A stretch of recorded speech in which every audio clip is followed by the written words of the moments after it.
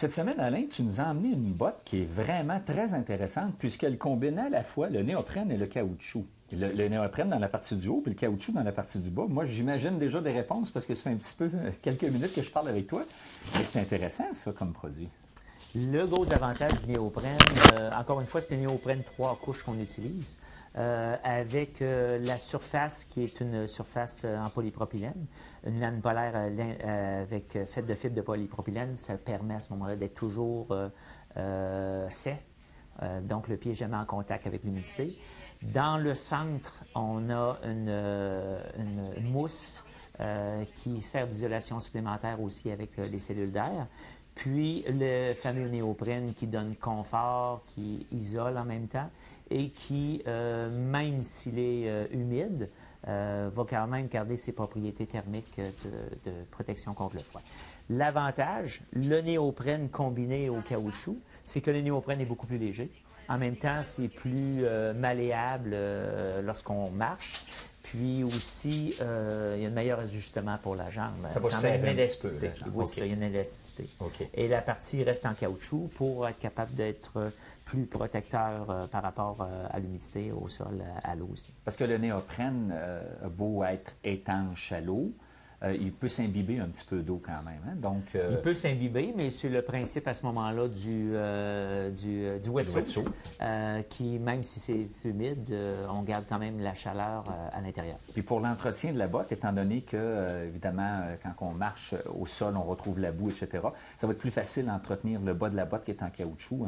Un petit coup de chiffon humide ou un petit coup de brosse, ça va être parti, alors que le néoprène pourrait rester un petit peu imbibé de vase. C'est pour ça que vous avez coupé la botte en deux. Oui, il pourrait, mais quand même, le néoprène est en fibre synthétique. La fibre synthétique se déploie quand même très, très bien. C'est pas comme du coton qui pourrait absorber la vase avec l'humidité. Oui. L'entretien est très facile. Donc là, on parle d'une botte, étant donné qu'il y a beaucoup de néoprène comme ça, elle doit être, j'allais dire, en moyen, entre les deux paires de bottes que l'on connaît déjà. Là, on parle d'un facteur d'isolation qui peut aller jusqu'à combien à peu près? On parle de moins 30 par rapport à une botte. On a nos bottes, par exemple, Target et Strike, qui sont des bottes un peu moins isolées. Ensuite de ça, on a nos bottes avec, comme la Quest avec le chausson amovible, qui va à des températures de moins 60, moins 70. Ici, on parle d'une botte aux alentours de moins 30. Bon, moi, il y a des questions qui m'ont déjà été posées par des gens qui disent, Rénal, quand on dit qu'une botte a un facteur d'isolation de moins 30, concrètement, ça veut dire quoi? Est-ce que ça veut dire que s'il faisait moins 30 à l'extérieur puis que j'étais dans le banc de neige,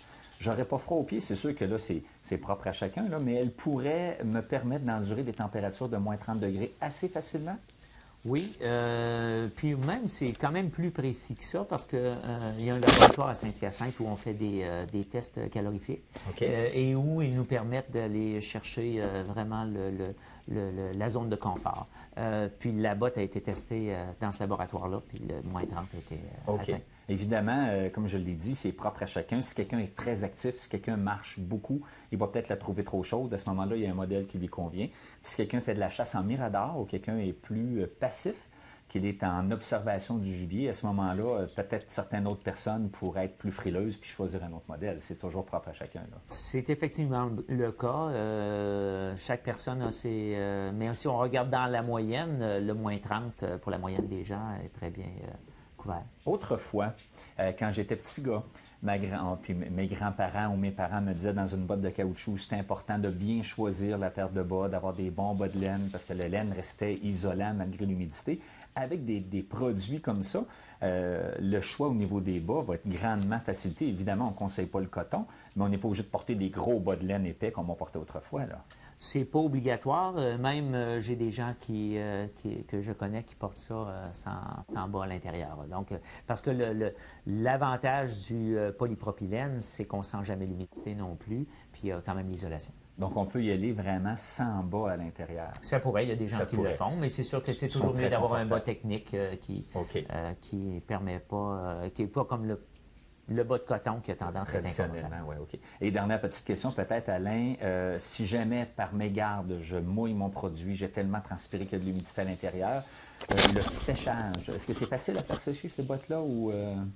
Le néoprène peut prendre un petit peu plus de temps à sécher, mais c'est l'avantage du néoprène, c'est que même s'il est humide, on peut quand même rester confortable. Puis on ne perd pas de facteur d'isolation. Exactement. C'est sûr que si on regarde les bottes pour température extrême où on a un chaussée amovible, on aide à sécher. Mais maintenant, avec les sèche-bottes, avec de l'air qui circule, ça fait un très bon travail. Tu aurais pu me dire, Rénal, ta question n'est pas pertinente puisque je viens de te dire que même lorsqu'elles sont mouillées, elles sont toujours aussi isolantes. Puis la qualité du produit fait que j'ai l'impression d'être au sec. Fait que tu aurais pu me dire ça, j'aurais accepté, Alain, mais tu n'as pas osé. Merci beaucoup, Alain, encore une fois, pour ces belles informations de cette semaine. Puis on se retrouve certainement pour d'autres chroniques les prochaines à venir. C'est bien. À la prochaine. Merci.